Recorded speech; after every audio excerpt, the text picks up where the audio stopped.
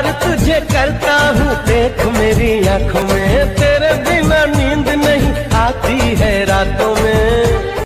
One dialogue which I very freshly remember is that एक चुटकी सिंदूर की कीमत तू क्या जाने रमेश बाबू, ईश्वर का आशीर्वाद होता है एक चुटकी सिंदूर। okay. मेरे ख्वाबों का जहां बसाया तूने यहाँ, मेरे जीवन में कहीं कमी अब कोई नहीं। वफा है, प्यार है तू, मेरा संसार है तू, कहीं अब दूर न जा, मेरी आगोश में आ। कोरी है दिल की किताब, आजा मैं दिखाऊं। तूने वो जाना दीवाना किया है, दीवाना किया इस कदर, दीवाना किया इस कदर।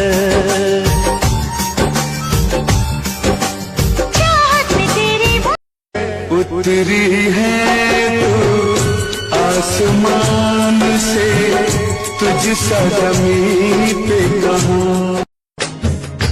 हम तो तुझसे मोहब्बत करते थे, हम तो तुझसे मोहब्बत करते थे, हमेशा हमेशा।